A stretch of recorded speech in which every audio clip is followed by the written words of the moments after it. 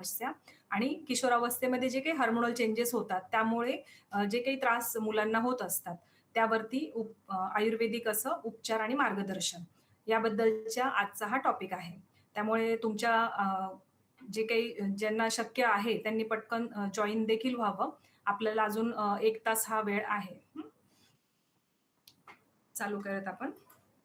Next. तर mainly आपण जेव्हा एखाद्या व्यक्तीकडे बघतो, तर त्यावेळेस त्या व्यक्तीचा चेहरा हेच त्याचं सर्वस्व हे दाखवत असतं. चेहऱ्याकडे बघितलं का ती व्यक्ती आरोग्यदायक आहे का म्हणजे तिच्यामध्ये काही त्रास आहेत, हे देखील लगेच जाणवून येतं. जसं झोप झाली नसेल नीट, तर लगेच डोळ्याखाली काळं जाणवणं, चेहरा निस्तेज वाटणं, एखादी व्यक्ती थकलेली असेल, तर आपण चेहरा बघूनच म्हणतो की नाही दमलेली दिसतेस किंवा थकलेली दिसते, एक्झर्शन झालेलं आहे.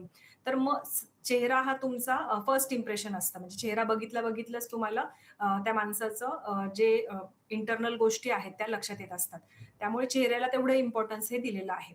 तर मग आता चेहऱ्यामध्ये हे तुम्हाला पिक्चर दिसतंय, की हे यंग एजमध्ये जे काही प्रॉब्लेम्स होत असतात, तर ते हे त्याच्यामध्ये तुम्हाला दाखवलेले आहेत. मेनली ज्यांची स्किन खूपच फेअर आहे त्यांना फ्रेकल्स किंवा पिगमेंटेशन ह्यांचा त्रास होत असतो. अर्ली एजमध्ये रिंकल्स याला देखील चालू झालेला आहे. रॉंग प्रोडक्ट्सचा वापर केल्यामुळे, त्वचेची योग्य काळजी न घेतली आणि चुकीचे प्रोडक्ट्स वापरल्यामुळे स्किन जास्त प्रमाणात ड्राय देखील व्हायला लागलेली आहेत. तसंच अनवॉन्टेड हेअर्स देखील यायला लागलेले आहेत. तर हे ह्या एजमधले मेनली दिसून येणारे हे स्किन प्रॉब्लेम्स आहेत. तर त्वचा ही काय असते नेमकं? तर त्याच्याबद्दल आपण प्रस्तावना बघूयात. त्वचा आपल्या शरीराचं संरक्षण करत असते. ते आपल्या शरीराचा एक लेयर असतो. ती त्वचा शरीरातील घाण बाहेर टाकण्यास मदत करते आणि आपले सौंदर्य देखील टिकवून ठेवत असते. परंतु आजकालचा जो चुकीचा आहार आहे, ताणतणाव आहे, प्रदूषण, अपुरी झोप यामुळे त्वचेचे आजार हे वाढत असताना दिसत आहे. अनेक लोक त्वचेच्या समस्यांनी हे त्रस्त आहेत. म्हणूनच निरोगी त्वचेसाठी योग्य आहार, चांगल्या सवयी, योगा, प्राणायाम हे खूप गरजेचं आहे. आणि हेच टॉपिक आपण इलॅबोरेट करून पुढे बघणार आहोत. त्यानंतर आपण आपल्याला जे स्किन किंवा हेअर प्रॉब्लेम्स बद्दल बोलायचं आहे, तर त्याबद्दल तुम्हाला थोडीशी त्वचेबद्दल देखील माहिती असणं गरजेचं आहे. बरेचदा आपण डायरेक्टली काही गोष्टी घेऊन येतो आणि डायरेक्ट लावतो त्वचेला आणि काहींची स्किन सेन्सिटिव्ह नसते, त्यामुळे काही त्रास होत नाही. ते अप्लाय करत राहतात. त्यांना फायदा देखील होत नसतो, पण फक्त एक अप्लाय करायचं म्हणून काहीतरी क्रीम वगैरे चेहऱ्याला हे लावत असतात. तर पण त्याचा काही दिवसानंतर हा दुष्परिणाम हा जाणवत असतो. म्हणून त्वचेचे कार्य काय आहे? तुम्हाला ते एका साइडला स्किनचे जे लेयर्स आहेत ते दिसतायत. परत त्याचे जे फंक्शन आहे, तर त्याच्यामध्ये काय येतं मेनली, तर त्याच्यामध्ये त्वचेला आपल्या त्वचेच्या खाली जे काही रक्तवाहिन्या लावलेल्या असतात, त्यामुळे त्वचेवर लावलेल्या प्रत्येक गोष्ट ही रक्ताभिसरणामध्ये जात असते.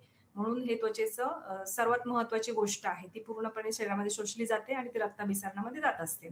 त्वचेला आपल्या स्पर्श, वेदना, थंडी, उष्णता तसंच दाब दिल्यामध्ये ह्याची जाणीव होत असते. ते कारण की तिथे न्यूरॉन्स हे सगळे असतात त्याच्यामुळे. त्वचा हा शरीरातला सर्वात मोठा हा अवयव आहे. ती शरीरातील स्नायू आणि अवयवांचं संरक्षण करत असते. तसंच त्वचा आपल्या शरीराचं तापमान देखील संतुलित करण्यासाठी मदत करत असते. त्वचामध्ये व्हिटॅमिन ॲब्झॉर्प्शनचं काम होण्यासाठी व्हिटॅमिन डीचं त्वचेचं महत्त्वाची भूमिकाही असते. तसंच त्वचा शरीरातील बाहेरचे जे जंतू आहेत, विषाणू आहेत, घातक पदार्थ आहेत, यापासून शरीराचं संरक्षण करत असते. म्हणजे सर्वात इम्पोर्टंट म्हणजे ती आपल्या स्किनचा एक लेयर आहे, ढाल आहे असं म्हटलं तरी चालेल, की कुठली पण गोष्ट आपल्या शरीरात जाण्याच्या आधी ती आधी स्किनवरती त्याचा इम्पॅक्ट हा येत असतो. हे तुम्हाला स्किनचे लेयर दिसतात एका साईडला. एपिडर्मिस हा वरचा लेयर आहे, त्याच्या खालचा डर्मिस आणि त्याच्या खालचं सबक्युटॅनस टिश्यूज असतात आणि नंतर मग आपले ऑर्गन्स आणि हे सुरू होत असतात.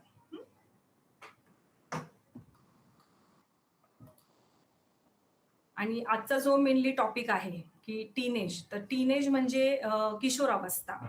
तर ती ती जी अवस्था असते ती बालावस्था आणि तारुण्य ह्याच्यामधली जी अवस्था आहे तिला किशोरावस्था असं म्हटलेलं आहे. तर ती 13 एज पासून ते 19 एज पर्यंत या दरम्यानची जी अवस्था आहे त्याला किशोरावस्था असं म्हटलं आहे. टीनेजर्स आपण ह्या आताच्या बोलीभाषेमध्ये बोलतो. त्या दरम्यान मेनली हार्मोनल चेंजेस होत असतात. टेस्टेस्टेरॉन हार्मोनचं, अँड्रोजन हार्मोनचं लेवल ही त्या दरम्यान ही वाढलेली असते आणि त्याचा इम्पॅक्ट हा स्किन आणि हेअरवरती होत असतो. तर ह्यामध्ये ह्या एजमध्ये मेनली प्रॉब्लेम्स कोणते फेस करावे लागतात? तर ह्या दरम्यान ऑइल सिक्रेशन काहींचं जास्त प्रमाणात होतं. त्यामुळे ॲक्ने म्हणजे तो सर्वात सध्या सगळ्यांना भेडसावणारा असा प्रॉब्लेम आहे तो म्हणजे ॲक्ने म्हणजे चेहऱ्यावरती बारीक असे पिंपल्स येतात. तसंच काहींची स्किन ही जास्त प्रमाणामध्ये ऑइली असते. नाकाच्या भागामध्ये ब्लॅक हेड्स, व्हाईट हेड्स आलेले असतात. योग्य काळजी नाही घेतली तर पिगमेंटेशन असतं आणि ओपन पोर्स. तसंच काहींना यंग एजमध्ये मेलेझमा हा देखील दिसून येतो आपल्याला. तर ह्याचे कारणं काय आहे? तर ह्या एजमध्ये तुम्हाला इथे दिसत असेल, की एक्सेस सीबम म्हणजे स्किनवरती एक लेयर निर्माण होत असतो, की स्किन ज्यावेळेस स्वतःच काही गोष्टी सिक्रीट करत असते आणि ती प्रोटेक्ट करत असते. शरीरावरती रात्री आपण जेव्हा झोपतो, सर्क्युलेशन चालू असतात, त्यावेळेस सकाळी उठल्यानंतर स्किनवरती, फेसवरती तुम्हाला तेलकट असा एक लेयर जाणवेल. तर तो एका योग्य प्रमाणात असणं म्हणजे ते चांगलं असतं, की ते स्किनचं नॅचरल मॉइश्चरायझेशन हे करायचं काम करत असतं. तर हे सीबम असं म्हटलं जातं. पण एक्सेस सीबम ज्यावेळेस होतं, तर त्यावेळेस मग पिंपल्स येणं. ते सीबम काय करतं, तर पोर्सला तुमच्या ब्लॉक करतं आणि ब्लॉक केल्यामुळे त्या ठिकाणी पिंपल्स येणं हे त्याचं कारण ठरतं. तसंच ब्लॅक हेड्स, व्हाईट हेड्स यायला लागतात. म्हणून मग एक्सेसिव्ह सीबम हे स्किनवरती नकोय. तसंच त्याचे रिझनमध्ये एक्सेस सीबम आहे, पोर ब्लॉक होणं आहे, बॅक्टेरियल इन्फेक्शन जर झालं तिथे, तर त्यामुळे देखील होतं आणि हार्मोनल चेंजेसमुळे ऑइल सिक्रेशन वाढणं आणि पिंपल्स येणं हे रिझन असतं. आता हे त्वचेबाबतीत झालं. आता हेअरच्या बाबतीत जर म्हटलात तुम्ही, तर ह्या एजमध्ये बालावस्थेमध्ये तेलं वगैरे लावून मुलं सगळं गोष्टी करून घेत असतात. पण एका ठराविक एज नंतर त्यांना ऑइलिंग नको असतं. तसंच मार्केटमधले वेगवेगळे प्रॉडक्ट्स त्यांना ट्राय करायचे असतात. तर ह्यामुळे काय होतं, योग्य प्रॉडक्ट जर तुम्ही लावलं नाही केसांना, तर अर्ली एजमध्ये हेअर फॉल्स व्हायला लागतं, डॅन्ड्रफ व्हायला लागतो. तसंच स्काल्प ऑइली होऊन तिथे वेगवेगळे स्काल्पची जी स्किन आहे तिथे वेगवेगळे जे प्रॉब्लेम्स आहेत ते सुरू व्हायला लागतात. जसं चाई पडणं आहे, ज्याला आयुर्वेदामध्ये इंद्रनुक्त असं म्हटलेलं आहे. स्किनचे तिथे बऱ्याच जणांना मी यंग एजमधल्या मुलांना त्या ठिकाणी स्काल्प सोरायसिस देखील झालेला बघितलेला आहे. अ, तसंच ह्या एजमध्ये व्यवस्थित आहार नसल्यामुळे प्रीमॅच्युअर ग्रेइंग हा देखील खूप मोठा प्रॉब्लेम सध्या दिसून येतो. आणि हे कारण हे मी जसं सांगितलं तुम्हाला आजकालची धावती जीवनशैली, लहान त्या वयातल्या मुलांना असलेला अभ्यासाचा ताण, बाहेरच्या वातावरणाचा त्यांच्यात होणारा इम्पॅक्ट, हा नकळत येणारा जो ताण असतो, स्ट्रेस असतो, त्यामुळे हे देखील प्रॉब्लेम होतात.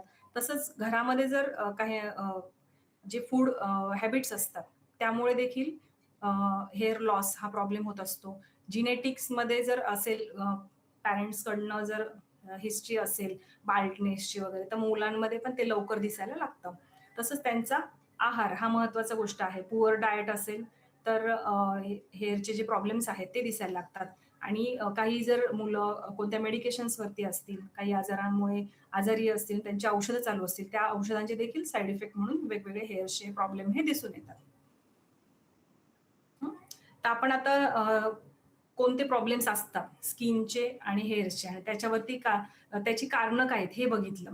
तर आपल्याला सुरुवातीला तुम्हाला ज्यावेळेस तुमचे स्वतःचं स्किन केअर रुटीन एक ठरवायचं असतं.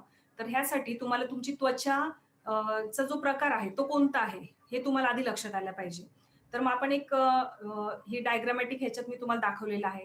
ही लेडीज आहे त्याच्या चेहऱ्यावरती आपण 3 टाइप्स तुम्हाला दिसतायत. ऑइली स्किन तर ऑइली स्किन म्हणजे काय असतं, की सकाळी उठल्यानंतर टी झोनमध्ये तर ऑइल जाणवतंच, त्याचं प्रमाण थोडं जास्त प्रमाणात असतं आणि लगेच घाम येणं, हात असा पुसलं चेहऱ्याला तरी देखील हात लगेच तेलकट होणं, ही असते म्हणजे ती ऑइली स्किन असते. नॉर्मल म्हणजे ती ऑइली पण नसते आणि ड्राय पण नसते. मग ती फक्त सकाळी उठल्यानंतर स्लाइटली टी झोनमध्ये ऑइल वाटणं, अदरवाईज गालाचं हायड्रेशन, चीक एरिया, बाकीचा एरिया आहे त्याचं हायड्रेशन प्रॉपर असतं. मॉइश्चरायझेशन प्रॉपर असतं तिथलं. ती स्किन म्हणजे नॉर्मल स्किन असते. आणि ड्राय स्किन ही लगेच दिसून येते. म्हणजे अ, कोणतंही काही जरी आपण लावत असलो किंवा नुसता चेहरा धुवून जरी बाहेर आलो, तर स्किन ही ओढल्यासारखी जाणवते आणि त्याच्यावरती व्हाईट पॅचेस किंवा बारीक असे सुरकुत्यांसारखं दिसतं. तिचं हायड्रेशन प्रॉपर नसतं, मॉइश्चरायझेशन काही आतल्या गोष्टींमुळे पण प्रॉपर झालेलं नसतं. तसंच तुम्ही खाली जे फोटोमध्ये बघत आहात, ती आहे सेन्सिटिव्ह स्किन. म्हणजे बऱ्याच जणांना त्यांच्या इंटरनल काही गोष्टी, त्यांच्या चुकीच्या आहार पद्धतीमुळे कोणती पण गोष्ट चेहऱ्याला लावली का त्याची सेन्सिटिव्हिटी निर्माण होते. मग त्यांना ती गोष्ट सहन होत नाही आणि मग त्याच्यानंतर हे असं रेडनेस किंवा बारीक पुरळ येणं, हे गोष्टी होत असतात. हं. आता हे जे जसं मी मगाशी म्हटलं, की आपल्याला दिसलं एखादं प्रॉडक्ट आवडलं का आपण घेतो आणि लगेच लावायला सुरुवात करतो. तर त्यामध्ये कुणाचं तुम्हाला मार्गदर्शन नसतं. कारण की तुम्ही ऑन काउंटर जाता तिथे मला फेस वॉश द्या म्हणून आणि मग तुम्ही फक्त त्याचं वरचं वाचणार आहेत. काही जण इन्ग्रीडियंट वाचतात, पण काही जण ते पण वाचत नाहीत. फक्त त्याच्यावरचं पॅकेजिंग बघतात, प्लस त्याची प्राईस बघतो आपण कॉस्ट इफेक्टिव्ह आहे की नाहीये आणि मग ते आपण पर्चेस करतो. पण मग ह्या ज्या प्रॉडक्ट्स आहे, चुकीचे जे प्रॉडक्ट्स आपण वापरतो, त्याच्यामुळे काही दुष्परिणाम ह्याचे स्किनवरती जाणून येतात. तर ह्याच्यामध्ये कोणते दुष्परिणाम होतात? तर मेनली त्वचेवरती जे होणारे परिणाम आहेत, तर त्याच्यामध्ये त्या पिंपल्सचं प्रमाण वाढलेलं दिसून येतं. चुकीचे प्रॉडक्ट्स वापरल्यामुळे त्वचा एकतर जास्त तेलकट होते, पण खूप काही-काहींना खूप जास्त ड्राय पण होते. तसंच त्या ठिकाणी खाज आणि इरिटेशन व्हायला लागतं. स्किनवरचे जे त्यांचे प्रॉब्लेम्स असतील ते वाढायला लागतात. तर ह्या स्किनवरचा जो नॅचरल ग्लो असतो, ते कमी व्हायला लागतं. अशा प्रकारे. अच्छा. थांब इकडेच घे केसांचं. तसंच हेअर्सचे देखील जे शॅम्पू किंवा कंडिशनर वगैरे हे प्रोडक्ट्स आहेत, तर ते तुम्ही असाल, की बरेच जण सांगतात, की कंडिशनर हे फक्त केसांच्या ह्याच्यापासून फक्त स्ट्रेट हेअरला फक्त लावायचे, खाली स्काल्पला लावू द्यायचं नाहीये.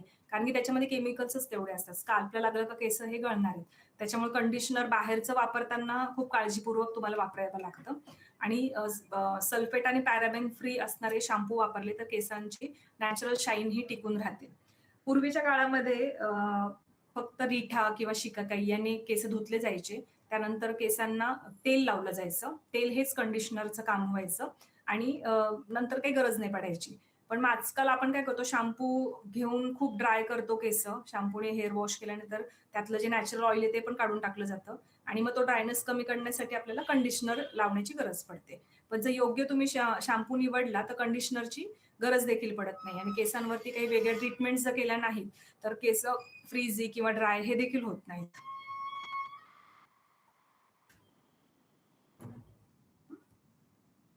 आता आपण जे स्किन टाइप बघितले तुम्ही, तर त्या स्किन टाइपनुसार आपल्याला कोणते प्रोडक्ट्स निवडावे आणि कसे निवडावे. तर मी हे आपले जे अनुस्पर्शचे जे प्रोडक्ट्स मी जे बनवते आणि जे आम्ही इथे सजेस्ट करतो, तर ते हे तुम्हाला स्किन टाइपनुसार मी तुम्हाला दाखवलेले आहे. तर ह्यामध्ये स्किन जर तुमची नॉर्मल असेल, तर ह्यासाठी तुम्हाला नीम तुलसी फेस वॉश आहे आणि ह्याच्यामध्ये आपण हा जो फेस वॉश आपण डिझाइन केलेला आहे, याच्यामध्ये सल्फेट, पॅराबेन फ्री तर आहेच, तसंच नीम आणि तुलसी अशा काही गोष्टींचा एक्स्ट्रॅक्टचा वापर केलेला आहे. त्याच्यामुळे स्किन ही ड्राय होत नाही. फेस वॉशच्या बाबतीमध्ये मी तुम्हाला एक टिप देऊ इच्छिते. तुम्हाला जो स्किनला फेस वॉश सूट होतो हे कसा ओळखायचा? तर जस्ट तुम्ही चेहऱ्यावर पाणी घेऊन फेस वॉशने जेव्हा चेहरा धुतात, तर त्याच्यानंतर जर तुमचा स्किन हे फेस जर ड्राय झाला, तर ओढल्यासारखी त्वचा जाणवायला लागली, तर ओळखायचं की तो फेस वॉशने स्किन ड्राय होत आहे, तर तो नाही यूज करायचा तुम्हाला. पुढे कंटिन्यू नाही करायचं.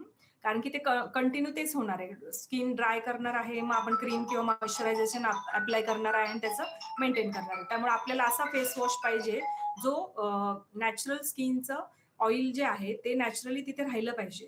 ज्या फेस वॉशमध्ये केमिकल्स नसतात, कमी असतात. तर ह्या गोष्टी ज्या ठिकाणी यूज केला जातो, तिथे स्किन ही ड्राय होत नाही चेहरा धुतल्यानंतर. तर हे तुम्ही लक्षात ठेवायचं कधी पण फेस वॉश कोणताही बाय करताना मेनली. त्याच्यानंतर नॉर्मल स्किनसाठी स्किनचं मॉइश्चरायझेशन प्रॉपर असणं गरजेचं असतं, जसं मी बोलले. तर बरेचदा काय होतं, आपण अंघोळीला काहींना खूप जास्त गरम पाणी वापरण्याची सवय असते. तर हे गरम पाणी वापरल्याने तसंच आहे, परत स्किनचं नॅचरल जे ऑइल आहे ते निघून जाणार आहे आणि त्यानंतर स्किन ही ड्राय होते आणि मग आपल्याला एखादं तिथे क्रीम किंवा मॉइश्चरायझेशनची गरज पडते. तर बेसिक हे गोष्टी लक्षात ठेवायच्या की अंघोळ करताना तुम्हाला अगदी कोमट असं पाण्याचा वापर करायचा. मग सीझन तो कोणताही असो. जर तुम्हाला स्किन ही चांगवायची असेल वर्षभर, तर स्किन कोमट पाण्यानेच अंघोळ करायची आहे. तर आपलं कुंकुमादी क्रीम हे त्याच्यासाठी बेस्ट आहे. म्हणजे अंघोळीनंतर जेव्हा तुम्ही बाहेर पडता, तर ते मॉइश्चर जे असतं पाण्यामधलं जे हायड्रेशन झालेलं असतं, ते लॉक करण्यासाठी तुम्हाला कुंकुमादी क्रीम हे फायदेशीर ठरतं. त्यानंतर जेव्हा आपण बाहेर पडतो तर ते सनस्क्रीन लावणं गरजेचं असतं. तर सनस्क्रीन लोशन काय करतं, तर ह्या सनस्क्रीन लोशनमध्ये पण 2 ते 3 प्रकार असतात. तर सनस्क्रीन हे एक त्वचेवरती लेयर निर्माण करतं आणि स्किनचे जे हे हे सूर्यापासून जे येणारे यूव्ही रेज, यूव्हीबी जे किरण आहेत त्याच्यापासून आपल्या स्किनचं प्रोटेक्शन हे करत असतं. तर ह्या सनस्क्रीनबद्दल खूप मिसकन्सेप्ट आहेत. बरेच जणांना लावून त्रास देखील होतो. त्यामुळे सनस्क्रीन हे मिनरल सनस्क्रीन कधी पण तुम्हाला निवडायचं आहे. मिनरल म्हणजे ते नॅचरल गोष्टींपासून बनवलेलं असतं आणि ते फक्त स्किनवरती लेयर निर्माण करतं. ते स्किनच्या आतमध्ये ऍब्झॉर्ब करत नाही. जसं तुम्ही क्रिकेटर बघितले असतील पूर्वीच्या काळामध्ये. ते चेहऱ्यावरती एक असा पॅच लावलेला असायचे कारण की ते खूप वेळ सन एक्सपोजर असायचं. बाकीचा एरिया कव्हर करून इथे हातावरती किंवा हे असं तुम्हाला व्हाईट व्हाईट दिसलं असेल. तर हे जे असतं तर ते म्हणजे झिंक ऑक्साईड असतं. तर ते नॅचरल असतं. ते खाणीमधनं मिळतं आणि आपण ते स्किनवरती लावल्यामुळे सनचे जे रेज आहेत ते पेनिट्रेट होऊ देत नाही. तर हे जे मिनरल सनस्क्रीन हा जो वर्किंगचा प्रकार आहे की स्किनला ह्याच्यापासून प्रोटेक्ट करण्यासाठी स्किनवरती एक लेयर निर्माण करणं. तर ह्याला म्हणतात मिनरल सनस्क्रीन. आणि दुसरं जे सनस्क्रीन असतं ते म्हणजे केमिकल सनस्क्रीन. ते काय करतं, ते स्किनच्या आतमध्ये जातं. तिथे मेटाबॉलिझम जेव्हा होतं त्वचेचं, त्यावेळेस यूव्हीए आणि यूव्हीबी रेज आहेत त्यांचं कन्व्हर्जन करतं आणि तिथे एक केमिकल रिएक्शन घडते आणि नंतर मग ते रेज हे नलिफाय केले जातात. पण ही जेव्हा केमिकल रिएक्शन घडत असते आणि जेव्हा आपण वारंवार सनस्क्रीन लावत असतो, तर त्यावेळेस काही तिथल्या आपले जे नॉर्मल सेल्स आहेत त्यांच्या काही फंक्शनिंग बिघाड होऊन स्किन रिलेटेड प्रॉब्लेम हे होतात असं रिसर्च पेपरनुसार लक्षात आलेलं आहे. त्यामुळे कधी पण यूज करताना natural sunscreen, mineral sunscreen, physical sunscreen ह्यांचा वापर तुम्ही करायचा आहे. जेव्हा तुम्ही सनस्क्रीन बाय करायला जाल त्यावेळेस तुम्ही त्याचा वापर करून हे करायचं आहे. हे झालं नॉर्मल स्किनचं. नेक्स्ट नेक्स्ट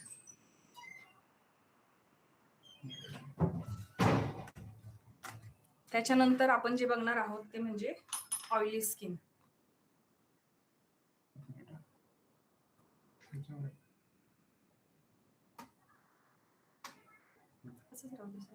मला नेक्स्ट सांगा, मी तिथून खाली खाली हो. त्यानंतर आपण आता ऑइली स्किन बद्दल बघूया. नॉर्मल स्किनला दोन्ही प्रकारचे प्रोडक्ट्स हे सूट होतात. जसं की सिरम बेस असतील, क्रीम बेस असतील, हे दोन्ही प्रकारचे प्रोडक्ट हे नॉर्मल स्किनला सूट होतात. पण ज्यांची ऑइली स्किन असते त्यांना क्रीम लावलं का मला घाम येतो असं सांगणाऱ्या बऱ्याच लेडीज तुम्ही ऐकल्या असतील. त्यांना क्रीम वगैरे हे जे प्रोडक्ट आहेत ते सहन होत नाही. तर त्यांची मेनली ऑइली स्किन असते. तर ऑइली स्किनला तुम्ही जेल बेस्ड सनस्क्रीन पण निघालेले आहेत, जेल बेस्ड क्रीम पण आहेत, ज्याला योगर्ट फॉर्म मधल्या क्रीम आहेत. त्यांचं देखील फॉर्म खूप छान असतो. म्हणजे ते स्किनला हायड्रेशन पण करतात, पण चिपचिप न देता करतात. त्यामुळे मध्ये काही वेगळ्या गोष्टींचा वापर केला जातो. म्हणजे त्याच्यामध्ये हायलोरोनिक ऍसिड किंवा तिथले जे वॉटर मॉलिक्यूल आहेत ते धरून ठेवण्यासाठी तशा प्रकारचे हे वापरले जातात, प्रोडक्ट्स वापरले जातात. तर जेल बेस्ड फेस वॉश त्या कंडिशनमध्ये तुम्ही वापरू शकता. ऑइली स्किन म्हटलं का पिंपल येण्याची शक्यता असते. त्यामुळे त्वचेची काळजी तर तुम्ही ऑइल व्यवस्थित क्लीन करत राहिलात, जास्त प्रमाणामध्ये ऑइल सिक्रेट नाही होऊ दिलं तर त्वचेवरती पिंपल्स हे येत नाहीत. आणि त्याच्यामध्ये तुम्हाला ऑइल बेस्ड असे फेस वॉश, क्रीम वगैरे वापर करायचा आहे.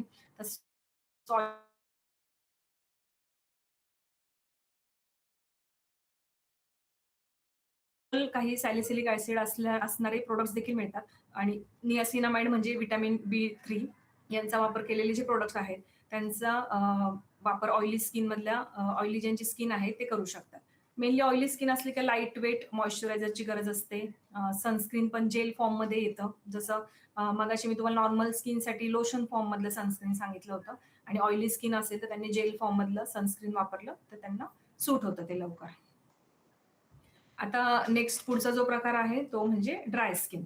तर ड्रायनेस जो येतो तर तो तो मेंटेन करण्यासाठी आपल्याला थोडंसं एक्स्ट्रा मॉइश्चरायझेशनची गरज पडते. मग एकतर रात्री तुम्ही चेहऱ्याला कुंकुमादी तेल, ह्या तेलांसारखे जे आहेत सांगितलेले ब्युटी ऑइल्स आहेत, त्यांनी रात्री मसाज करू शकता. पण हे तेल लावून आपण दिवसा नाही बाहेर जाऊ शकत. त्यामुळे आपण त्याच तेलापासून कुंकुमादी क्रीम देखील बनवलेली आहे.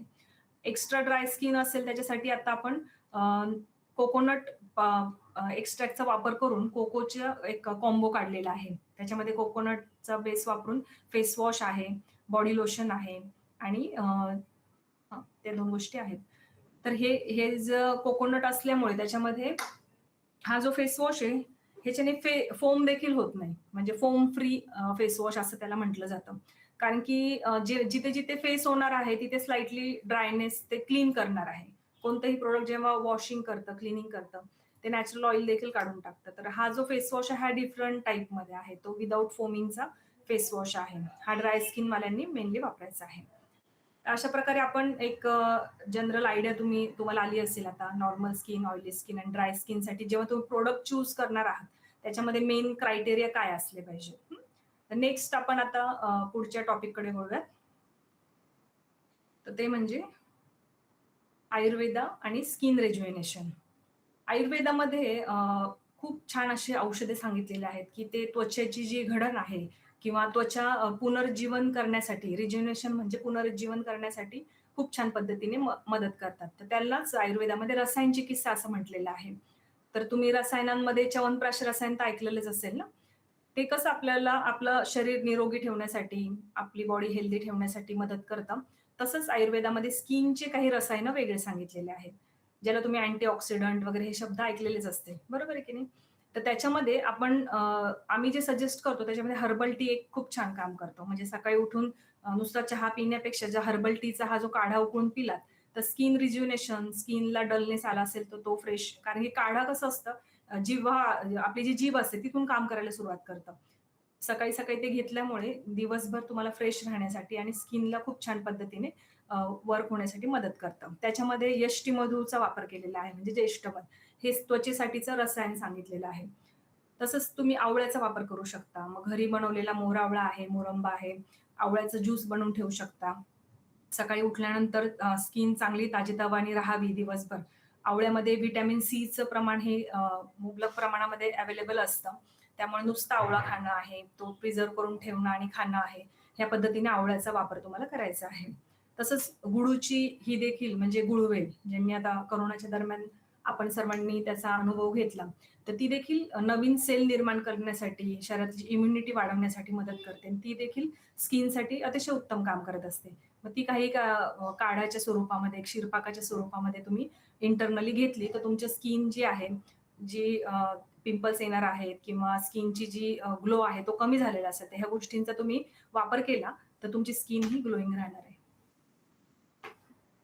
हे झाले पोटातनं घेण्याच्या काही गोष्टी मी तुम्हाला सांगितल्या. त्याच्यामध्ये आयुर्वेदिक स्किन रिज्युव्हनेशनच्या काही ट्रीटमेंट देखील सांगितलेल्या आहेत, ज्या की पंचकर्माच्या अंडर येतात. तर त्यामध्ये मेनली नस्य सांगितलेलं आहे. स्किनचा जेव्हा विचार करतो आपण, चेहऱ्याचा विचार करू किंवा केसांशी रिलेटेड ज्यांना खूप लवकर केस पांढरे होत आहेत, ह्याचा विचार करत असतो, त्यावेळेस नाकामधनं औषध टाकणं म्हणजेच ह्याला नस्य प्रक्रिया असं आयुर्वेदामध्ये सांगितलेलं आहे. पंचकर्माचा एक प्रकार आहे. त्याने शरीरातील दोष हे संतुलित करून त्वचेची नैसर्गिक कांती वाढवण्यासाठी ते मदत करतं. तसंच स्किनचा कोरडेपणा, निस्तेजपणा आणि अकाली येणाऱ्या ज्या सुरकुत्या आहेत, ते कमी करण्यासाठी देखील नस्य हे खूप छान पद्धतीने मदत करतं. तिथलं त्वचेचं रक्ताभिसरण सुधारून त्वचेला पोषण देण्यासाठी, त्याला नॅचरल ग्लो देण्यासाठी हे नस्य प्रक्रिया खूप छान पद्धतीने वर्क करत असते. आपण जेव्हा इथनं सजेस्ट करतो, त्यावेळेस तुम्हाला कुंकुमादी तेलाचं नस्य दिलं जातं. परत घृतमंडाचं नस्य दिलं जातं आणि हे डेली तुम्हाला घरच्या घरी फक्त 2-2 थेंब नाकामध्ये रात्री झोपताना किंवा संध्याकाळी टाकायचे असतात. त्याचे रिझल्ट देखील खूप छान आहेत. हं. तर आता त्यासोबतच आपण जी नेक्स्ट थेरपी बघणार आहोत, ती म्हणजे उपटन म्हणजे उद्वर्तन ज्याला प्रक्रिया म्हणतात. दिवाळीमध्ये तुम्ही बघितलं असेल, की शरीराला उटणं लावून रगडलं जातं. तर हे आपल्याला दिवाळीतच करणं अपेक्षित नाहीये. तर वर्षातून तुम्ही डेली केलं तर अतिशय उत्तम आहे. म्हणजे त्वचेचे कधीच कोणतेच प्रॉब्लेम येणार नाही आणि त्वचा देखील खूप तिचा ग्लो व्यवस्थित राहणार आहे. अ, कोणतेच फंगल इन्फेक्शन असू देत, घामाचा दुर्गंध असू दे, हा कधीच होणार नाही. पण मग ते डेली नाही जमलं, तर आपण महिन्यातनं एकदा तरी ते करावं नक्कीच. तर ह्याच्यामध्ये काही उठण्याचे जे द्रव्य आहेत, ते दिले जातात. त्याच्याने तुम्ही घरच्या घरी अंघोळीच्या आधी जस्ट तुम्हाला अप्लाय करायचे असतात. तसंच त्याच्यापासून बनवलेले काही पॅक्स असतात चेहऱ्याला लावण्यासाठीचे आणि ह्या प्रक्रियेने काय होतं, तर डेड स्किन जी आहे, शरीर हे सतत नवीन-नवीन गोष्टी आपल्या शरीर हे सतत नवीन त्वचा तयार करत असतं. मग ही जी डेड स्किन जी वरची तयार होते, ती कधीतरी निघून जाणं गरजेचं असतं. ती तशीच जर साठून राहिली, बरेचदा आपण म्हणतो रोज अंघोळ करणं का गरजेचं आहे? कारण की रक्ताभिसरण सुधारतं, वरची स्किनचा जो लेयर आहे, तो स्वच्छ होण्यासाठी मदत करत असते. म्हणून डेड स्किन कमी होण्यासाठी उदवर्तन हे खूप छान पद्धतीने काम करतं. नॅचरल ग्लो हे वाढवत असतं. तसंच उदवर्तनाच्या आधी तुम्ही अभ्यंग म्हणजे ऑइल मसाज करणं गरजेचं असतं. आता बरेचदा तेलाने अंघोळ करणं किंवा तेल लावून हे खूप म्हणजे बंदच झालेलं आहे. ते जसं बंद झालं तसं त्वचेचे आजार हे वाढायला लागले.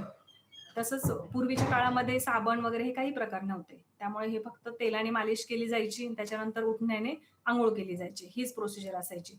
त्यामुळे हे जेवढं तुम्ही नॅचरल वेने करायला जाल, तेवढं तुमचे शरीर आणि स्किन जी आहे ती नॅचरली ग्लो करते.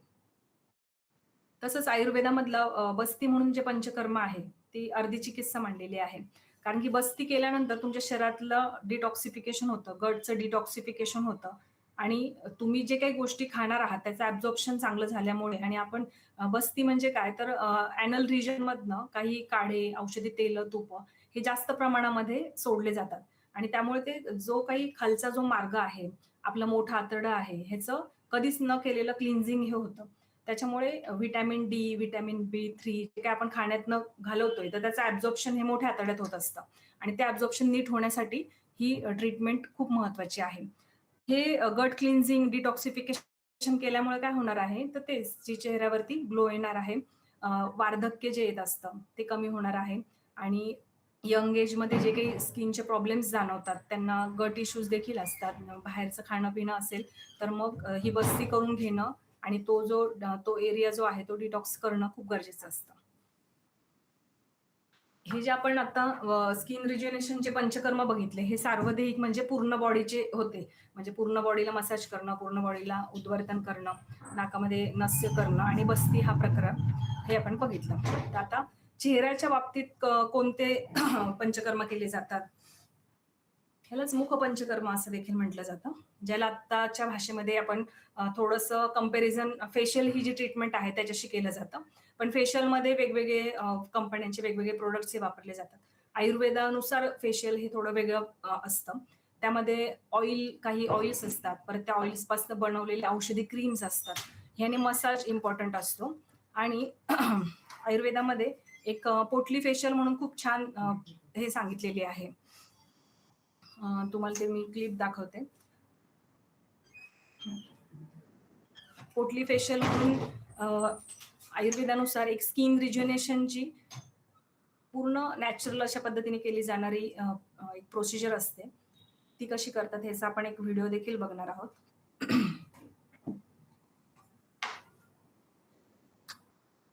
केरळीयन राईस असतात, ज्याला नावरा राईस वगैरे म्हणतात, षष्टिक शाली म्हणतात, पिंडस्वेद देखील या ट्रीटमेंटला म्हणतात.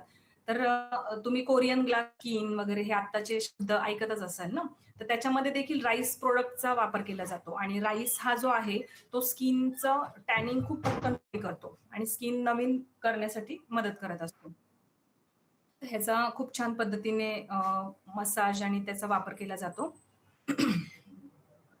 तसंच हा झाला मसाजचा प्रकार म्हणजे काही ऑइल्स, क्रीम तसंच हे पोटली फेशियल मधला जो मसाज आहे, त्या मसाजच्या वेगवेगळ्या टेक्निक्स आहेत आणि ते प्रत्येकाची जी स्किन टाइप आहे त्यानुसार आपण इथे पेशंट आल्यानंतर ठरवतो, की यांना ऑइलने मसाज करायचा आहे, क्रीमने करायचा आहे, का त्यांना पोटली फेशियल करायचं आहे, हे त्यांचं बघून आपण त्या ट्रीटमेंट्स ह्या केल्या जातात.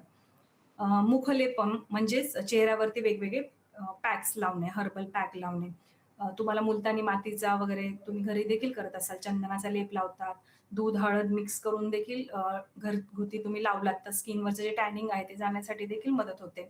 चंदनाचा लेप लावला तर थंडावा मिळतो. ह्या सीझनमध्ये ज्यांची ड्राय स्किन नाही त्यांनी लेप नाही लावू. ज्यांची ऑइली स्किन आहे त्यांनी हे प्रकारचे जे ड्राय लेप आहेत ते तुम्ही लावू शकता.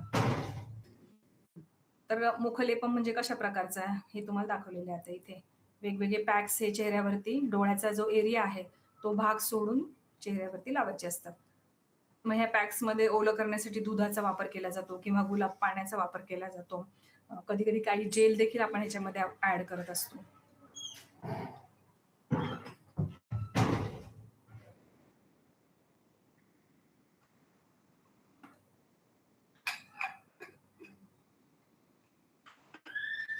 आता जे टीनेजर्स मुलांबद्दल आपण बोलतोय, तर ह्यांना हा फेस पॅक जो आपण वापरतायत ना, तर ह्याचा खूप छान रिझल्ट सिक्रेशन आहे. आता जे तुम्ही व्हिडिओ बघतायत ना, तुम्हाला सांगितलं फेशियल पूर्णपणे नॅचरल आणि टीनेजमध्ये अतिशय उत्तम असं काम करतं. पोटली म्हणजे हे जे तुम्हाला हातात दिसतंय ना, त्याला पोटली असं म्हटलेलं आहे. हे पोटलीने मसाज करायचं. त्याला पोटली फेशियल असं म्हटलं. त्याच्या आतमध्ये वेगवेगळ्या प्रकारचे औषधी तांदुळाचा पाण्यामध्ये शिजवलेला भात असतो. तो त्याच्यामध्ये असतो आणि दाबून जे निघतंय ना व्हाईट ते क्रीम असतं. त्या क्रीमने चेहऱ्यामध्ये मसाज त्याने ज्यांची एक्स्ट्रा ड्राय स्किन आहे, ती खूप छान पद्धतीने क्लीन होण्याची तसंच पिंपल्स येऊन जर स्किनचं नुकसान झालेलं असेल, स्किनवरती ओपन पोर्स झालेले असतील, तर ते भरून निघण्यासाठी हे देखील हे पोटली फेशियलचा वापर केला जातो. अशा प्रकारे आपण स्किनशी रिलेटेड जे काही पंचकर्म होते ते बघितले. आता आपण हेअर केअरकडे बोलूयात. हेअर केअरचा विचार करत असताना मेनली आठवड्यातून दोनदा बेसिक दोनदा विंटर सीझनमध्ये आठवड्यातून दोनदा हेअर वॉश केला पाहिजे.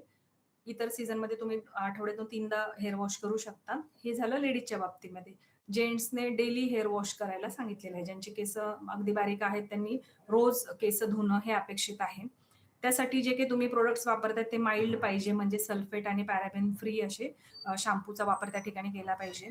आठवड्यातून एकदा तुम्ही ऑइल मसाज करणं गरजेचं आहे आणि ज्यांना रोज तेल लावायची सवय आहे त्यांनी जस्ट खोबरेल तेल इथे टाळूचा जो भाग असतो तिथे 2 थेंब खोबरेल तेलाचे सोडायचे आहेत आणि नंतर तुम्ही हेअर वॉश केला तरी चालेल. अदरवाईज ते तेल तसंच राहू शकतात. पण जास्त तेल लावून पचपच मसाज करणं आणि ते तसंच ठेवणं ह्याने काय होणार आहे, तुम्ही ज्यावेळेस बाहेर जाणार आहे त्यावेळेस बाहेरची जी धूळ आहे, पोल्युशन आहे ते त्या ऑइली हेअर जे असतील त्याच्यावरती पटकन बसणार आहे आणि हेअरचं इन्फेक्शन, स्कॅल्पचं इन्फेक्शन वाढायला मदत होणार आहे. बरेचदा काय होतं, काहींना सतत ऑइलिंग करण्याची सवय असते आणि धुताना ते ऑइल हे प्रॉपर वेने निघत नाही. त्यामुळे तुम्ही काहींच्या स्काल्पवरती त्याला आपण खवडे म्हणतो ना, की प्रत्येक हेअर रूटच्या तिथे इन्फेक्शन असतं हे दिसतं. ज्यावेळेस आम्ही आता हेअर टेस्टिंग करतो त्या वेगवेगळ्या स्काल्पचे वेगवेगळे जे आहेत ते मायक्रोस्कोपने बघतो. त्याच्यामुळे तिथे दिसतं आपल्याला काय काय झालेलं आहे. त्यामुळे जास्त प्रमाणात तेल देखील आपल्याला अपेक्षित नाहीये. जसं तुम्ही एखादा न्यूजपेपर बघितला, त्या न्यूजपेपरच्या टोकाला 1 ते 2 थेंब जरी आपण तेल लावलं आणि तो रात्रभर तसाच ठेवला, तर तो जवळ-जवळ अर्धा पेपर हा त्या तेलकटपणाने भिजतो. त्यामुळे तेलामध्ये तेवढं पेनिट्रेशन असतं. त्यामुळे स्काल्पवरती आपल्याला फक्त 2 ते 3 थेंब रात्री टाकणं गरजेचं आहे, ज्याने तुम्हाला शांत झोप लागणार आहे आणि तिथला जो स्काल्प आहे त्याचं ऑइलिंग होणार आहे. त्यामुळे वाटीभर तेल घ्यायचं आणि खूप प्रमाणामध्ये लावायचं हे शक्यतो करायचं नाहीये. आणि क्लीन स्काल्प करणं म्हणजे त्याचं जे मी तुम्हाला आता सांगितलं, की योग्य शॅम्पू वापरून जो स्काल्प आहे त्याचं व्यवस्थित क्लिनिंग करणं हे गरजेचं आहे. तर आपले जे शॅम्पू आहेत त्याच्यामध्ये देखील आपण ज्यांना कोंडा असतो त्यांच्यासाठी hair cleansing anti dandruff shampoo तयार केलेला आहे. हा देखील सल्फेट फ्री, पॅराबेन फ्री आहे. आता बरेच माझे काही रुग्ण देखील जॉइन झालेले असतील. तर त्यांना देखील माहिती आहे, की आपले जे शॅम्पू आहे त्यांचा फेस हा कमी होतो. ह्याचं रिझन असते, की ते सल्फेट आणि पॅराबेन फ्री आहेत. आणि आपल्याला तेच अपेक्षित आहे, की खूप जास्त फेस करून आपल्याला तिथलं जे नॅचरल ज्या गोष्टी आहेत, ऑइल आहे, जसं स्किनला ऑइलिंग असतं तसंच स्काल्पवर देखील केस जे सॉफ्ट राहावे म्हणून जे त्यांचं नॅचरल ऑइल सिक्रेट होत असतं ते आपल्या शॅम्पूने निघून जाणार नाही याची काळजी आपण घेतली पाहिजे. हर्बल शॅम्पूमध्ये आपण काही केसांना जे पोषक गोष्टी आहेत तर त्या जसं मेनली जास्वंद आहे, आवळा आहे यांचा वापर आपण त्या शॅम्पूमध्ये केलेला आहे. आणि केराटिन कंडिशनर ह्याच्यामध्ये आपण व्हीट ग्रासचा वापर केलेला आहे. जसं व्हीट ग्रासमध्ये प्रोटीन्स असतात, व्हीट प्रोटीन. तर ह्याचा इफेक्ट हा आपला हेअरचं जे केराटिन आहे ते चांगलं तयार होण्यासाठी मदत होते. आता बरेचदा हे करून देखील काहींचे हेअर फॉल वगैरे थांबत नाही. म्हणून मग आपण ते त्या स्काल्पवरती काही काळ जास्त वेळ आपल्याला लेप घालणं अपेक्षित असतं. मग आता बरेचदा आम्ही जर सांगितलं तुम्हाला ह्याचे पानं तोडून आणा, हे करा, हे करा, असं करून मिक्स करून ते लावा 2 तास, तर हे शक्य होत नाही. म्हणून आपण एक पेस्ट फॉर्ममध्येच हे बनवलेले आहेत, हेअर मास्क बनवलेले आहेत. हे देखील खूप छान पद्धतीने हे 1 ते 2 वॉशमध्येच लोकांना जे हेअर हेअर जे फ्रीझी झालेले असतात ते देखील कमी होतं. आपण जे हर्बल हेअर कलर हे तयार केलेले आहेत. त्याच्यामध्ये माका, पळसाची फुलं ह्यांचा वापर केलेला आहे. पळसाच्या फुलांमध्ये नॅचरल ऑरेंज पिगमेंट हे असतं. या पिगमेंटचा वापर आपण ह्या हेअर कलरमध्ये केलेला आहे, जेणेकरून तुमच्या केसांना ब्राऊन टिंच यावी, बर्गंडी कलर यावा.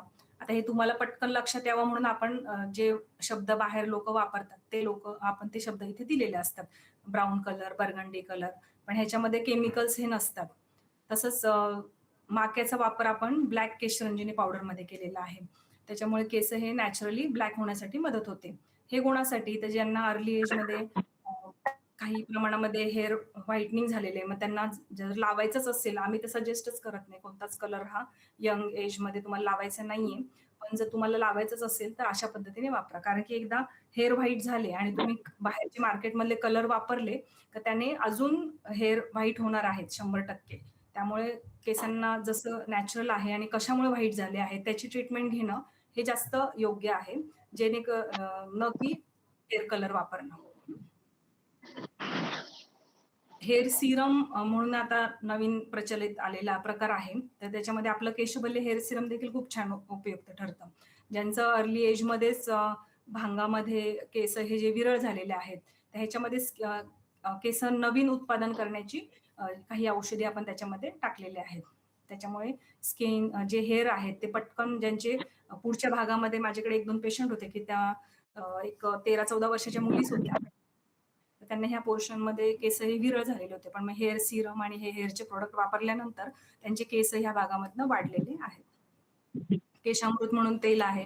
हे देखील अतिशय उत्तम पद्धतीने ह्या केसांच्या प्रॉब्लेममध्ये काम करत असतं. तसंच तेल केस चांगले राहण्यासाठी आणि दारुणक तेल, दारुणक म्हणजे कोंडा. मग अँटी डॅन्ड्रफ काम करण्यासाठी हे दारुणक तेल हे वापरलं जातं. अशा पद्धतीने योग्य केसांची काळजी घेतली, तर केसांचे प्रॉब्लेम हे होत नाही. ह्याच्यामधला हा आपण आता जे व्हिडिओ बघतोय, केसांचे काही कर्म सांगितलेले आहेत. जसं केसांना ऑइलिंग करणं आहे, केसांना वेगवेगळे पॅक्स लावणं, लेप लावणं. तसंच आयुर्वेदामध्ये केशधूपण म्हणून एक प्रक्रिया सांगितलेली आहे. ज्यावेळेस आपण इथे हेअर स्पाचे आपले असतात रुग्ण, तर त्यांना आपण हे स्पेशल धूपण केलं जातं केसांना. ह्याला फ्युमिगेशन देखील म्हणतात. तुम्ही जोधा अकबर वगैरे पिक्चरमध्ये बघितलं असेल, मोठ्या राण्या वगैरे.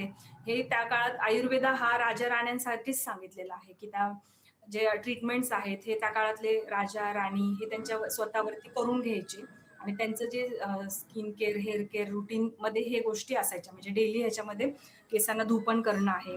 याने काय होतं तर केसांमध्ये जो काही घाम येत असतो त्याच्यामुळे तिथे डॅन्ड्रफ होणार आहे, तिथे इन्फेक्शन होणार आहे. त्यामुळे ते होऊ नये याच्यासाठी इथे धूपण केल्यामुळे स्काल्प हा नॅचरली हेल्दी राहण्यासाठी मदत होत असते.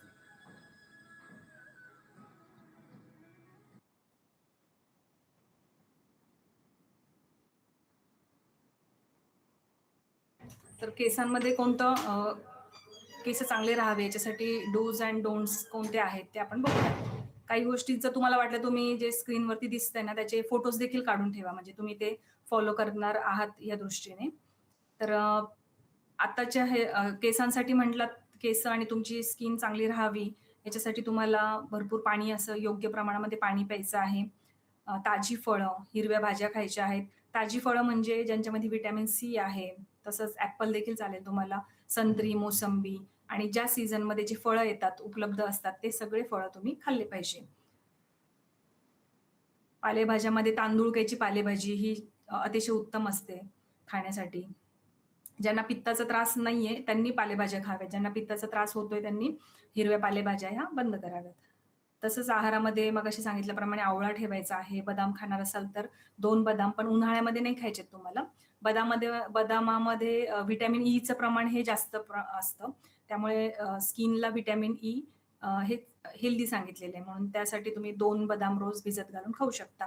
तिळाचा वापर तुम्ही आहारामध्ये करू शकता. हे जे सीड्स आहेत ह्याच्यामध्ये असणारे जे ओमेगा 3 फॅटी ॲसिड्स आहेत, ते स्किनला आणि हेअरला पोषक असे असतात. त्याच्यामुळे तीळ खाऊ शकता. अक्रोड ह्यांच्यामध्ये ऑइल असतं. त्यामुळे ज्यांची स्किन ड्राय होते त्यांनी ह्या गोष्टी आहारामध्ये समावेश करायचा आहे. तसेच आहारामध्ये गाईचं दूध, तूप, ताक, शेवग्याची भाजी ह्यांचं प्रमाण तुम्ही आहारामध्ये ठेवलं तर अतिशय उत्तम आहे. मुगाचा वापर करायचा आहे. आहारामध्ये पौष्टिक पदार्थ म्हणजे हे जे आपण वर सांगितले ते सगळ्यांचा वापर करायचा आहे. तसंच जर तुम्हाला कोणी डॉक्टरांनी ब्लड टेस्ट सांगितले असतील आणि तुमचे व्हिटॅमिन्स जर कमी असतील, व्हिटॅमिन B12 आणि D3 आता आम्ही जे रुग्ण बघतोय त्याच्यामध्ये आम्ही जेव्हा रिपोर्ट करायला सांगतो, त्यावेळेस लक्षात येतं की त्यांच्या शरीरामध्ये व्हिटॅमिन B12 आणि D3चं प्रमाण खूप कमी झालेलं असतं एका लेव्हलपेक्षा. त्यामुळे मग ते तात्पुरतं आपल्याला वाढवून घेणं गरजेचं असतं आणि त्याच्यानंतर तुम्हाला एक दैनंदिन ह्याच्यामध्ये डाएट दिला जातो, तुम्हाला औषध दिले जातात आणि मग तुमचं ते व्हिटॅमिन D आणि B12चं प्रमाण हे शरीरामध्ये चांगलं राहतं. त्यामुळे जर सप्लिमेंटची गरज लागणार असेल, खूप जास्त एका लेव्हलपेक्षा खाली असेल प्रमाण, तर पटकन वाढून घेणं हे गरजेचं आहे. कारण की हे कमी झाल्यानंतर केस तुमचे डल होणार आहेत, स्किन डल होणार आहे, केस लवकर पांढरे व्हायला लागणार आहेत. त्याच्यामुळे पहिलं सुरुवातीला ज्यांच्या लक्षात येत नाही त्यांनी आम्हाला आमचं मार्गदर्शन देखील तुम्ही त्या ठिकाणी घेऊ शकता. आणि सर्वात महत्वाचं म्हणजे पुरेशी झोप घ्यायची आहे. आता झोप न घेण्यामागचे कारण तुम्हाला सर्वांना माहितीच आहे.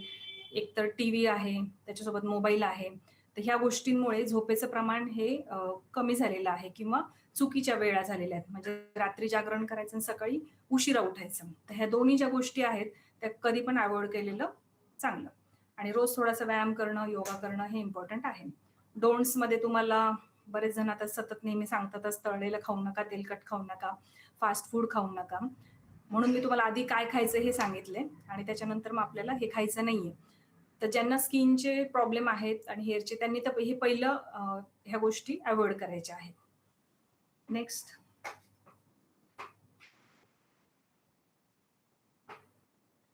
आता मी जसं मगाशी तुम्हाला सांगितलं की किशोरावस्था म्हणजे बालावस्थेतून तरुण अवस्थेमध्ये जाण्यासाठीचा जो काही कालावधी आहे त्याला किशोरावस्था असं म्हटलेलं आहे.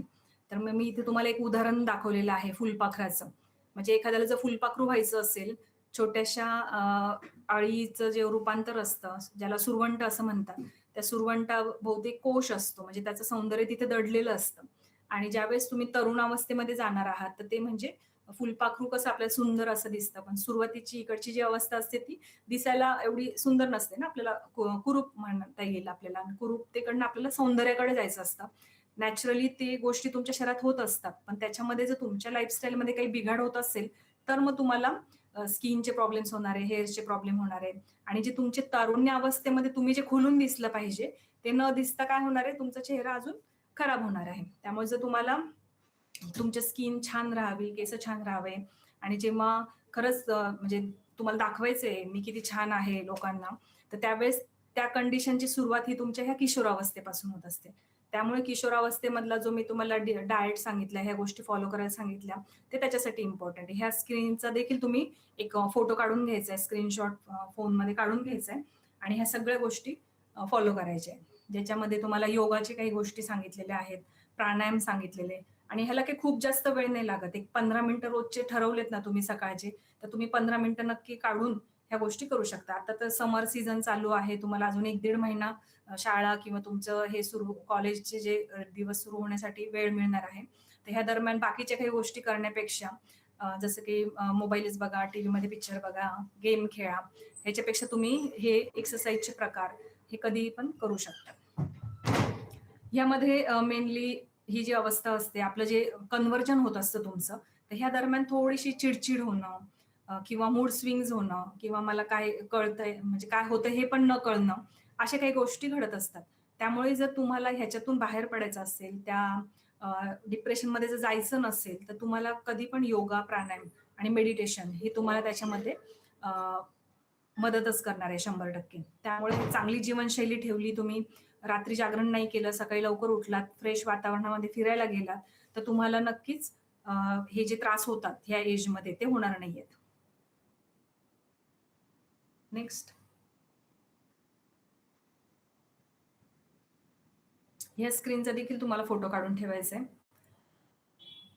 तुमची स्किन ही तुम्ही जेव्हा झोपलेला असतात रात्री, त्यावेळेस तिच्यामध्ये सर्क्युलेशनचं काम चालू असतं आणि दुसऱ्या दिवशीचा जो चेहऱ्याचा जो ग्लो असतो, तो तुमच्या रात्रीच्या झोपेवरती डिपेंड होतो.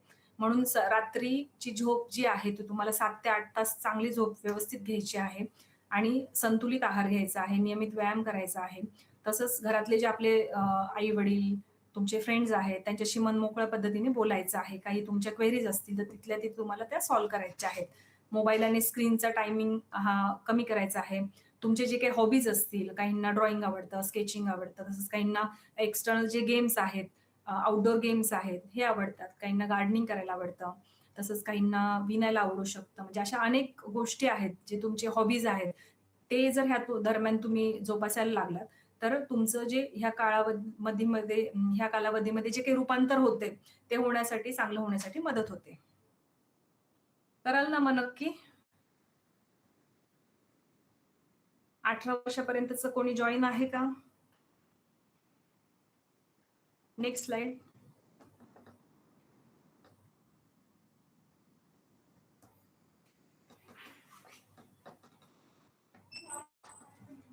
फास्ट होत नाहीये ना? समजते सर्वांना? आतापर्यंत झालेले टॉपिक समजलेत का सर्वांना? आता मी जे काही गोष्टी सांगितल्या ह्यामध्ये जर तुम्हाला काही मदतीची गरज लागली, आमच्याकडून जर काही मदतीची गरज लागली, तर तुम्हाला नक्कीच आम्ही ऑनलाईन कन्सल्टेशनद्वारे जे कोणी नाशिकमध्ये नाही आहात किंवा आपले व्हिजिटिंग ओपीडी ज्या आहेत पुणे, ठाणे या ठिकाणीचं भेटणं शक्य नसेल, तर आपण ऑनलाईन कन्सल्टेशनचा हा देखील आपल्याला डायरेक्टली एक मार्ग असतो, की तुम्हाला आम्ही तुमच्या चेहऱ्याचा फोटो मागून घेत असतो, तुमची स्किन टाइप विचारतो, तसंच हेअरचं जर काही इश्यू असतील तर हेअर रिलेटेड काही प्रॉब्लेम्स असतील ते विचारले जातात आणि त्यानुसार तुम्हाला कस्टमाइज कोणते प्रोडक्ट्स घ्यायचे आहेत, कसे वापरायचे आहेत, ते किती दिवस वापरायचे, कशानंतर कोणता प्रोडक्ट नंतर कोणता वापरायचा आहे. जे काही तुमचे इश्यूज असतील त्यानुसार आपण सजेस्ट करतो. आणि ऑफलाईन जर तुम्हाला जमलंच तर तुम्ही हरिवल्लभ हॉस्पिटल इथे मला प्रत्यक्ष भेटू शकता. तसंच विश्ववल्लभ आपलं निमाणी इथे आहे, तिथे देखील प्रत्यक्ष भेटू शकतात.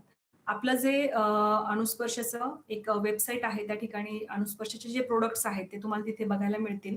तसंच आपलं इन्स्टाचं पेज आहे अनुस्पर्शचं. तसंच हरिवल्लभ हॉस्पिटलचं पेज आहे. त्याच्यावरती देखील आपण वारंवार काही मार्गदर्शनपर व्हिडिओ बनवत असतो, ज्याच्यामध्ये स्किन केअर रुटीन कसं असावं, हेअर केअर रुटीन कसं असावं, कोणत्या गोष्टी कराव्यात, कोणत्या गोष्टी केल्याने हेल्दी स्किन राहते, ह्याच्याबद्दल मी गाईड करत असते तुम्हाला. कुणाला काही क्वेश्चन विचारायचे आहेत का? आजचा जो टॉपिक होता आपला त्याचं जे कन्क्लुजन आपण बघूया. जर तुम्हाला ह्याच्यामध्ये चांगलं जी तुमची किशोरावस्था आहे ती चांगलं घालवण्यासाठी काय काय करायचं आहे हे तुम्हाला मी मार्गदर्शन केलं. ते जर व्यवस्थित प्रकारे तुम्ही हँडल केलं, तर तुमचं जे किशोरावस्था आहे ती चांगली जाण्यासाठी मदत होणार आहे. म्हणून हेल्दी लाईफस्टाईल तुम्हाला कधी पण त्या बाबतीमध्ये हेल्प करते. आणि घरामध्ये जर असे किशोर मुलं असतील तर त्यांच्याशी फ्रँकली काही गोष्टी डिस्कस करणं, तुला कशाचा ताण होतोय का?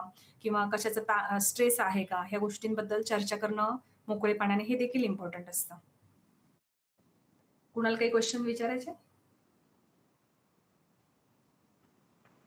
तर अशा प्रकारे आपला हरिवल्लभ आयुर्वेदिक हॉस्पिटलच्या वर्धापन दिनानिमित्त आपण हे वेबिनार घेत आहोत.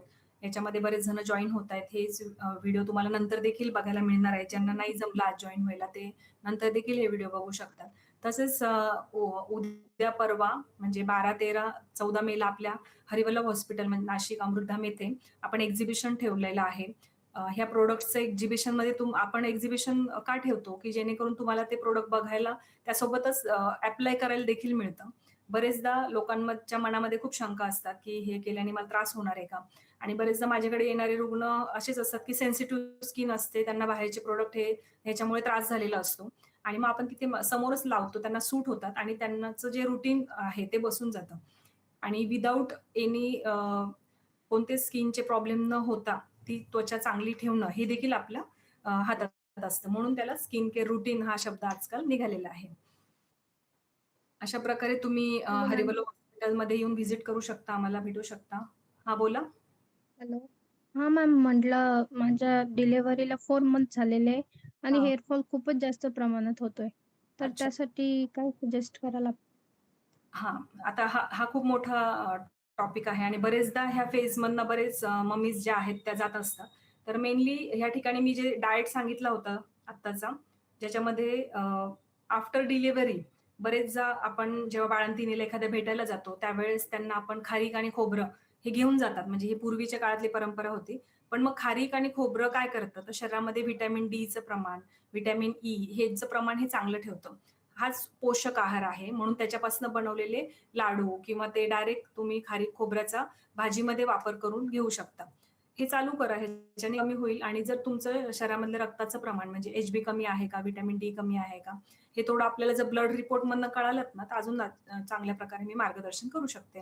हेअर फॉलचे नाही मॅम. मॅम HB 13 आहे आणि D3ची पण कमतरता नाहीये एवढी आणि खारी खोबऱ्याचे लाडू, डिंकाचे लाडू तेच ना, ते चालूच आहे अजून पण. पण तरी हो. हेअरफॉल खूपच जास्त प्रमाणात होतोय. मग आता ह्याच्या बाबतीमध्ये इंटरनल जर सगळ्या गोष्टी ओके असतील, आहार व्यवस्थित असेल, तर मग एक्सटर्नल कोणते प्रोडक्ट वापरताय ना, हे देखील इम्पॉर्टंट आहे. जसं मी मगाशी सांगितलं, प्रॉपर हेअर केअर न घेतल्यामुळे देखील हेअर फॉल होतो. चुकीचे प्रोडक्ट्स म्हणजे जर एखादा शॅम्पू लावण्याने जर तुमचे केस गळतायत, तर मग त्याच्यामध्ये केमिकल्स आहेत, ते तुम्हाला सूट होत नाही. तुमच्या स्काल्पवरती डॅन्ड्रफ आहे का तुम्हाला? हो मॅम, डॅन्ड्रफ आहे. पहिलं रिझन कसं आहे, आपलं स्काल्प म्हणजे आपली केशभूमी असते. जसं आपण शेतामध्ये चांगलं पीक यावं याच्यासाठी आपण शेती ही सुपीक करतो ना, तशा पद्धतीने जर तुमची केशभूमी जर चांगली असेल, तिथे डॅन्ड्रफ नको, कोणतंच इन्फेक्शन नको, तर मग तुम्हाला केस पहिला ट्रीटमेंट ही ते घ्यावी लागणार आहे आपल्याला, की डॅन्ड्रफ हा तुमचा कमी झाला पाहिजे. मग आपला अँटी डॅन्ड्रफ शॅम्पू आहे, अँटी डॅन्ड्रफ हेअर मास्क आहे. शॅम्पू काय करणार आहे, तो डॅन्ड्रफ घालवायचं, डॅन्ड्रफ पुन्हा येऊ नये म्हणून काम करतो. पण तिथे जर हेअर मास्क अप्लाय केलं, 1-1.5 तास तो लावून ठेवावा लागतो. त्याच्यानंतर हेअर वॉश करायचे. हे केल्यामुळे तिथे पोषण मिळणार आहे आणि जे काही तिथलं जे इन्फेक्शन आहे ना, ते निघून जाणार आहे. बरेचदा डॅन्ड्रफ राहून मग स्किनला पण प्रॉब्लेम यायला लागतात. पाठीवरती पुटकुळ्या येतात, स्किनवरती पुटकुळ्या येतात. त्यामुळे डॅन्ड्रफ येस घालवणं मॅम, हो तेच होतंय. तोच प्रॉब्लेम होतोय आता सध्या. मग मानेवर, मी पाठीवर असे छोटे प्रत्यक्ष आपण पिंपल्स. नाही येत अजून, पण मग मला रिझन तेच वाटतंय. त्याच्यामुळे ज्यावेळेस आपलं डिटेल कन्सल्टेशन होईल ना, त्यामध्ये आम्ही तुमचं डाएट पण समजून घेतो, नेमकं काय खात आहात आणि त्यातल्या काही गोष्टी अव्हॉइड करायला सांगतो आणि तिथे कस्टमाइज तुम्हाला पूर्ण मार्गदर्शनही केलं जातं. मग वेळ असेल त्या पद्धतीने आपण ते करू शकतो अरेंज. अच्छा. ठीक ओके आहे. मॅम, थँक अजून कुणाला काही प्रश्न विचारायचे?